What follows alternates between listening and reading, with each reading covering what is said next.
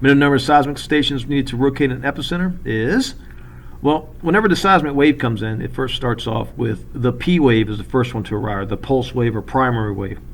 And then later on, a secondary wave will arrive at the station. It's a slower moving wave, and that's why it takes it longer to get to the station.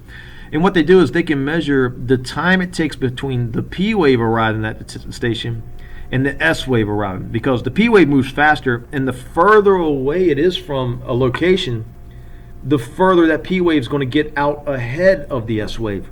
And so you measure the time between when the P wave arrives and the S wave arrives, and you can tell how far away that earthquake occurred from your seismic station. However, there's a problem. You don't know what direction it came from. And so say Minneapolis, Minnesota, it knew that the earthquake was, say, about 600 or 700 miles away. So it could be 600, 700 miles, which is this green line, but it could be in any direction. And then Detroit, say, you labeled it as about maybe 400 miles away. But again, it's be like 400 miles away, but again, any direction, so we don't know where it's come.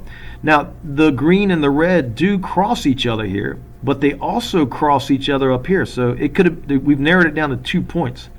And that's why you need a third station, like down here in Charleston, South Carolina. It's called triangulation. Again, I know we'll say 700 or 800 miles away, but it's anywhere in this blue dot. Well, the only place where all three of those distances align would be right in here, just on the western edge of Kentucky or down there next to Illinois. So we do need 3 stations minimum to be able to triangulate the exact epicenter of an earthquake.